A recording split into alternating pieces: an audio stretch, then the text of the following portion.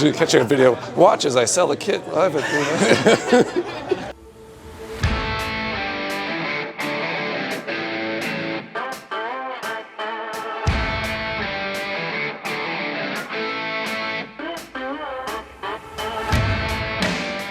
When we get there, we'll head.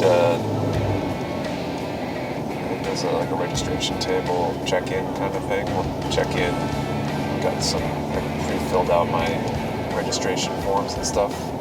2. Okay. You got a master down there? Beautiful. This is the guy I need right there. Yep. All right, Nick. I didn't put categories down, but I think. This gentleman's 93. That gentleman's 93. Okay.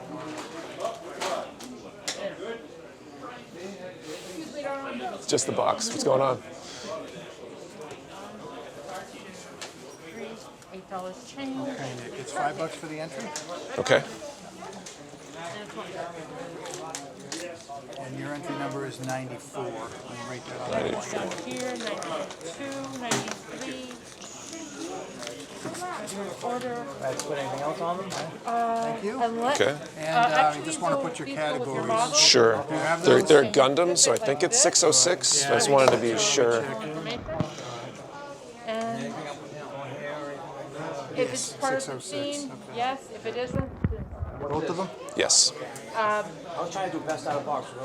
Okay. There you go. Cool.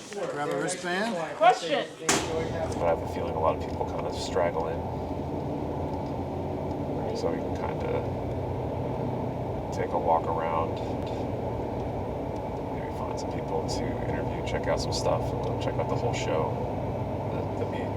Probably like a table of Gundam stuff or 2, but there'll probably also be tons of other stuff.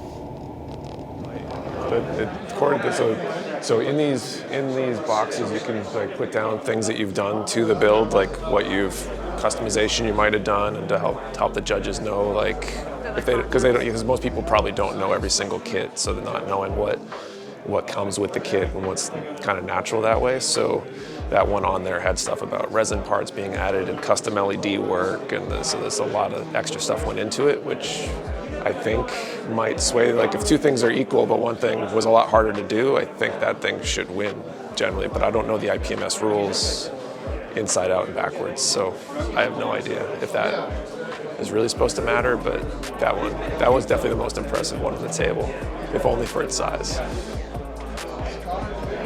So how's the show treating you so far? Good. First show? First one here, yeah. Yeah, I went down to Old Dominion Open down in Virginia a couple years ago, like right before the pandemic. They had like tons of Gundam stuff down there, so it's like I'm gonna make the trip. They got a huge. Actually, this is actually really good. Yeah, they got a pretty good showing here. There's a solid number on the table. And usually the sci-fi area usually takes 1 table. Yep. It's bled over to 2. Yeah. Cool. I think it's a lot of this pent up from the pandemic. A lot of people probably got into things that weren't, or got serious if they weren't serious before, right? Everybody kind of dives in, and so. A long time ago, Yeah. I used to be the president of this club. Okay. Many, many years ago, we were running the show. Yeah. And I was always putting Mecha on the table. Yeah. And nobody else would. Nobody was. Yeah. It was like I was the only guy doing the Mecha on the table. Yeah. Yeah. And it's like, but people kept seeing the Mecha each year. Yeah. Seeing Mecha every Right. year. And then because there's 2 different types of builders in there. Right, There's people that really they trick it out. They go crazy. And they go crazy. They replace things with resin parts, they fill other scenes, they paint everything. Right. And then you got Snap.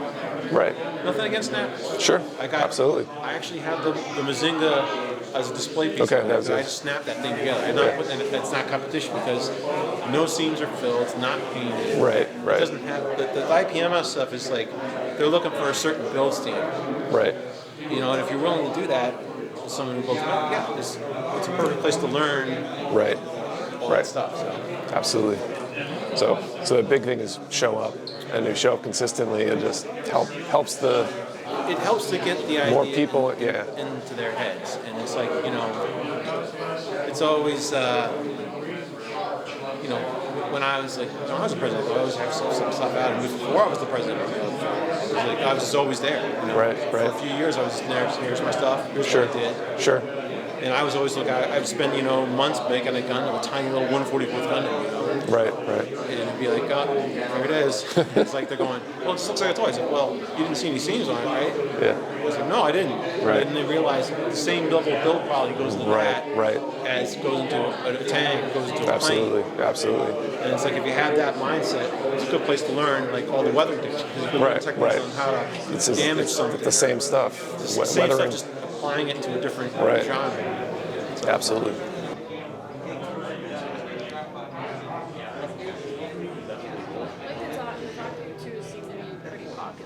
Yeah, Zaku designs are pretty. There's tons of variations on it, so there's just a lot of kits out there. And I think grunts in general tend to be popular. So the Zaku kit is a grunt suit, right? So it's like the line cannon fodder of the series that the heroes just kill tons of Zakus like left and right because it's like the common bad guy kind of thing.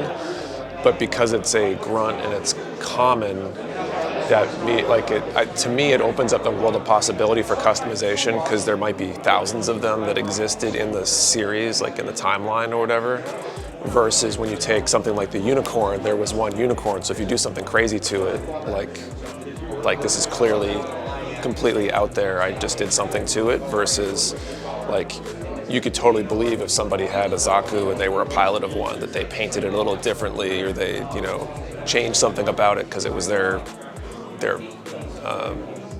mobile suit that they used. So, and I think that's true about grunts, good guys, bad guys, whatever series. Like the one I brought, the Leo, this is a grunt suit there too. Like it's totally believable that you could have a different, like they're normally green primarily in the series, but it's not unbelievable that there would be a bunch of them in a different color in a different area or something. You want to talk about one of your builds or something? Yeah. Anyone in particular? Or? I don't know. I really like the GP04. That's yours, right? Okay. Yeah. I like that. I like the color on that. But thank you. Yeah. That's, yeah. I actually used a darker gray. Okay. It's normally more of a cream color. Sure. For the lighter colors. Sure. And then as far as the blue, all the blue accents on the kit itself, it's like a monotone navy blue almost. And what I did is I actually black based all those parts. Okay. Then I went over those with a metallic silver. Sure. And then I went over those with 2 to 3 coats of a clear blue. Right. And then went over that with a seal coat afterwards. Sure. To get all those blue parts done. I did a lot of pre-shading on this kit. You can probably tell all the gray parts. Sure. And I did a 2-tone. The actual part, the central part of his body is a dark gray versus the color that it normally would have been. So I kind of changed that up just to help create the contrast with the additional colors. Cool. And then I actually used a flat yellow on all the yellow parts with a black base under it. And with the black base under a flat yellow, you can actually see where the color kind of varies. I did that on purpose to get the effect out of that. Cool. Then I went over the whole kit with some custom decals. Kit doesn't come with very many decals to begin with, but I picked up a bunch of custom decals and put them in key areas to highlight certain things, certain aspects of the kit. The backpack and the long-range rifle on his backpack. Those are also the extra fuel tanks for the backpack, all completely detailed out. And I did a final coat of Mr. Hobby, the semi-gloss Mr. Hobby, which gives a beautiful finish. It also really seals in a lot of the water slides and the water slide marks that you would normally go with some gloss without having to do a wet sand and an additional polish to clean those out. That was a really fun kit. I entered that in the GBIT competition. If you're familiar with that. Sure. Got some pretty high marks on that. I didn't place in the top 3, but talking to the judges afterwards, I was close. Cool. The only issue they had with the kit was the actual color of the gray. It was too dark for them for comparing it to the actual base kit. I see. In the painted class. So. I see. But other than that, they love the blue. So. Yeah. That's so subjective. Yeah, It's like it was. It's hard to any sort of judging kind of thing, right? There's always going to be those biases, whether it's over and they are acknowledging them or they're not. That's the hard The part. next GIT, they just kicked it off. Yeah. So I clarified this year. Does it have to be Right. exactly specific to the color of the kit? Right. Or can I do custom? So they said this year you can do custom colors. So Right. I'm in. I'm in. Yeah. I'm doing, I'm actually going to be doing the GPO5, Okay. which has the massive Gatling gun coming off the side. Right. And it's primarily white and red, or like a creamy white and red. Right. So I'm gonna play the colors a little bit on that and Cool. come up with my variations on it. Very cool. Very cool. And so I guess the one other question I would ask you, 'cause you've obviously done a few of these events. What advice would you give to either yourself starting or somebody else kind of starting and wanting to go to their first IPMS event? Like what would you tell them? Show up. Show up. Yeah, just show up. Bring Yes, something, I did it. Bring something that you're happy with. Yeah. Another thing I would suggest is bring the instruction manual. Okay. A lot of the older IPMS guys, they don't know what you're Sure. drawing off of. Right. So you can show them kind of what it looks like. You can give a little bit of history on Right. that. Another thing you do, you can bring pictures of your build. How Right. you build certain things up. Okay. Remove seam lines. Like this kit here, these pieces here, they actually pop together in the middle. Right. Seam lines are completely removed. Show them how Right. we remove seam lines as well. Right. Where some guys just kind of snap everything together and Sure. the seam lines are still there and they Right. defend their panel lines. And Yeah. yeah, don't be shy. Bring Sure. your kit. Cool. Be willing to ask questions. Right. Be willing to ask guys, hey, what do you think of my kit? Is this something you think I could try differently? Right. Or if you see an effect on someone else's kit, let's say Yeah. an airplane or a tank, Right. ask questions. How Yeah. did you do that? Sure. It's amazing how much information a lot of these builders are more than willing to help you with and Right. explain to you. Awesome. Makes you a better builder. Man. Absolutely. Absolutely. Very cool. Well, thank you. Thank you so much. You're welcome. Anytime, man. Yeah.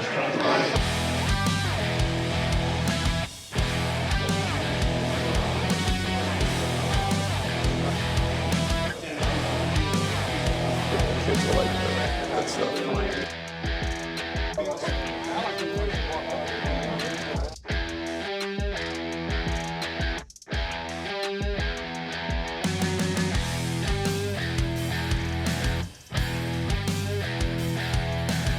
Not all of them though. I feel like I could have brought more, and I probably should have. Anybody who knows you could have brought more. We've hit 100. We've hit 107. But this little guy is my 1/1 scale Haro multi-box, and it's really great because I like how you can just. I have another one at home, but I just keep all my spare little ones just tucked in. This is my little Jupiter Haro, all hand painted. I see that one. That's like the stripes. Yep. Yeah. Yeah, that's really cool. Hand-paint all these. Oh yeah, all these. This. I love that that one too. I think I started it in December of last year, and I finished it somewhere mid-August. Just because I had to go over some of the colors and stuff, and it was very tedious. This is my Autumn Haro. I've been playing around with adding things on that aren't typical paints. We have colored lichens, and we have little tiny flower, scale modder flower bunches, I think they're called. And just some like little moss and twigs and just little stuff I kind of picked up outside. There's a spring one too that goes with this that I didn't bring, and then there's gonna be a winter and then a summer. These little two funky dudes are the latest in a trend. This was done with just some hot glue and Krylon spray paints. Very simple. I just dabbed and layered. And this little guy was done with Mod Podge and spray paint. And with the Mod Podge, I just kind of dotted it and just kept on building with it and building. And then I just started hitting it with the spray paints, thick layers. Because what I've noticed with the spray paint, when you do thick layers, the colors break up, and you get like this little like spotting texture to it. Yeah. like taking advantage of the things that traditionally we try to avoid because Oh, yeah. better effectiveness. I don't like how people kind of. I've used some bad ladle cans in my day, but I think for a tool that is pretty underused, it takes a little bit to get used to them. Right. But if the wind is right and your hand is right, then you should be able to use it. Yeah. I wanted to bring I did a big like kit bash of 2 Destiny bursts. I wanted to bring him. He was supposed to be here today, but like a month ago, my shelf that had all my kits just came crashing down. And so like a bunch of my normal models are missing like a part here and a part there. Scenario. So like I didn't really have anything else to bring, so I'm like, Haros. Right. And that's just all of that. Do you have any clear kits? I don't. Damn it. Not Gundam. I think we have a clear Optimus Prime. Damn it. I haven't watched the new update video yet. Lex, should I get a clear Optimus Prime and split him? Should I buy a clear Optimus Prime and split him? Yeah, why not? Half Energon, half normal? It's on sale, I think, this weekend. I don't know. I think. Oh, and that's why I tagged. Should catch a video. Watch as I sell the kit live at Yeah, but I never post to begin with. So it's $55.99, but we're doing an 18% off because it's in an overstock sale. Okay. So whatever that works out Is to. it like a 1144? Is it the Flame Toys? It's a Flame Toys. It's the G1. There's like a limited edition clear. It comes in like a tin and everything. I don't know if you've even sold one since we got them. Maybe a couple. Like that's there. Well, you might. Yeah. I love clear. If you hit the collection at the top, if you go on the website later, up at the top, the sale ends like at midnight tonight or something, but it will be in that list of stuff that's on sale there. New Hampshire? Or you Yeah, we're in Hooksett. I'm from Mass. Okay. We ship stuff, so we could ship it to you if you. Yeah, I've seen your Facebook ads. I'm lucky. I live 10 minutes down the road, so I'm like, I don't really have it shipped. I can just go pick it up and say hi. No, your ads work. Yeah, people. I go with them, and then sometimes I'll see clear. I'm like, damn it. More clear kits. There's not a lot of regular release clear kits though. They're He knows this. He's like, why doesn't they have this kit in clear? Because they don't want it. I'm here with Lewis. Do you have an Instagram handle or something you want to share? Plamo Lab. Plamo Lab? Plamo Lab, yeah. Okay, I think I've seen that. I name around. rarely post. Yeah, you should post more. Your stuff looks good. Yeah, it's just I tend to just build. Yeah. I just focus more on building Sure. and posting. Sure. Because the days I'm off, I just get stuck in that. I hear that it's hard to separate, like, oh, I should stop and take a work in progress pic because you just want to do. Pictures to begin with. Sure. Just, you have to have lighting. Yeah. And I just stopped with Instagram because Sure. there's algorithms you have to go to. Yeah. I don't even know how they work anymore. Yeah. Instagram used to be one way, now it's mainly story based. I don't even know how those work. Right. Sure. Absolutely. Yeah. I hear you. But so you've got a few builds here. I think they're all great. So we've got this unicorn here that we've seen. I wouldn't be surprised if that's on the podium there. Honestly, I don't know enough about these things though, so my opinion might not matter. But I wouldn't be surprised. And I saw them writing stuff down when they were over here. So yeah. So This is stock perfect grade unicorn. Guess what, everybody? The judging is finally done. I'd like to have a couple of questions.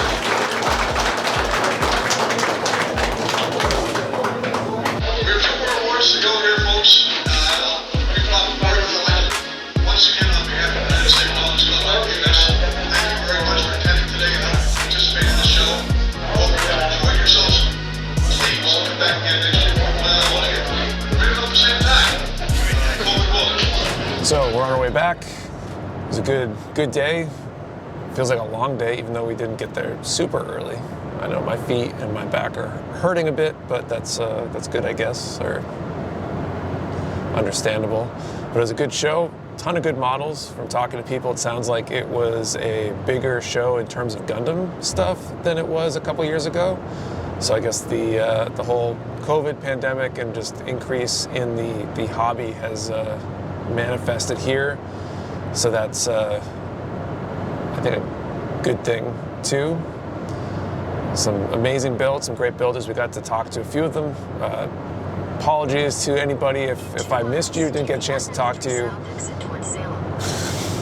Apologies if I missed a chance to talk to you or whatnot. There are a few that I didn't get to, I think, because of just how things worked out. But I don't know. Overall, good day. Hopefully, you've been inspired to maybe consider going to an IPMS event yourself, sharing your work, checking out other people's work. I think there's a lot to be learned and a lot of value to be had. And yeah, I think that's all I got. So see you next time.